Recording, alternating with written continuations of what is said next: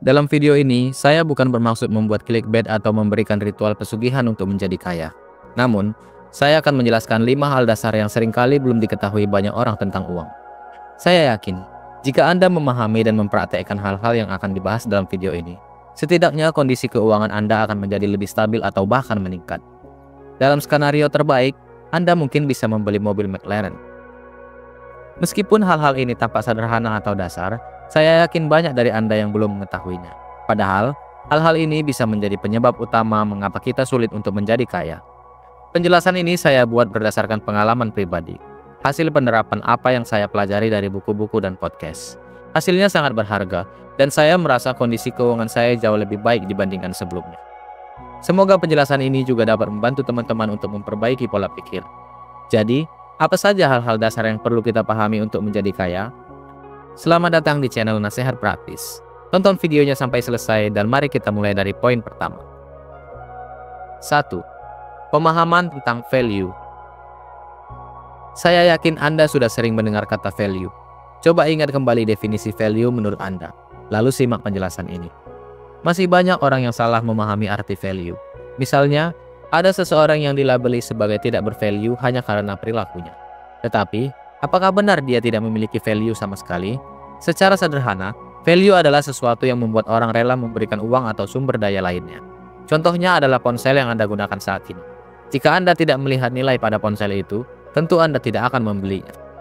Hal ini juga berlaku pada seseorang seperti seorang public figure misalnya. Ketenarannya menjadi value yang membuat orang lain rela membayar untuk mengundangnya ke acara atau podcast.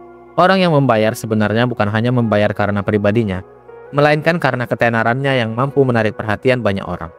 Banyak yang keliru dengan mengartikan value sebatas kebaikan hati atau kerja keras. Padahal, inti dari value adalah adanya sesuatu yang membuat orang rela memberikan sumber daya mereka. Seperti uang. Mulailah berpikir, apa yang bisa saya tawarkan sehingga orang lain rela memberikan uang mereka kepada saya? 2. Aset versus liabilitas.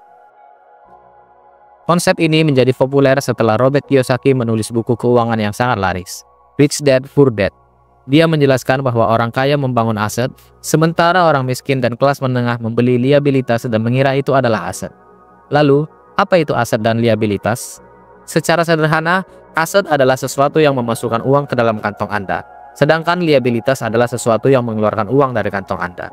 Contohnya, membeli kendaraan yang tidak produktif merupakan liabilitas, karena akan terus menambah pengeluaran Anda untuk bahan bakar, perawatan, dan pajak.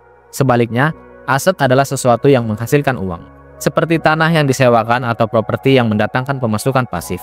Bahkan, aset terpenting yang sudah Anda miliki adalah otak atau diri Anda sendiri.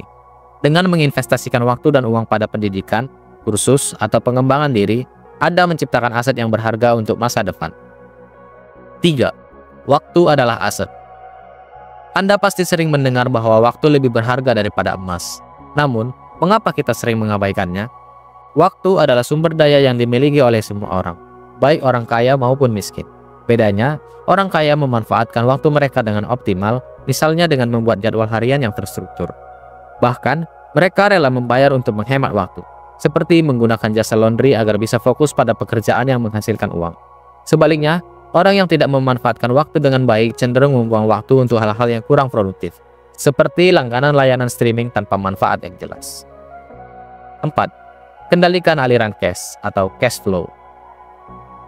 Pernahkah Anda merasa uang Anda cepat habis tanpa disadari? Ini terjadi karena Anda belum mengendalikan aliran cash dengan baik. Salah satu teori yang relevan adalah latte factor, yang menjelaskan bahwa pengeluaran kecil, seperti membeli kopi setiap hari, jika dijumlahkan dalam 1 bulan bisa menjadi signifikan. Langkah awal untuk mengatasi hal ini adalah mencatat semua pengeluaran harian Anda.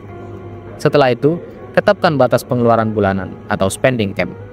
Dari sana, Anda bisa menentukan mana pengeluaran yang perlu dikurangi dan mengalokasikan sisanya untuk investasi, misalnya dalam pengembangan diri.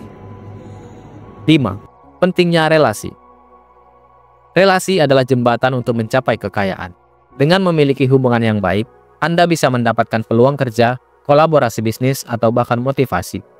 Relasi juga membantu membentuk standar kerja keras dan kesuksesan Anda.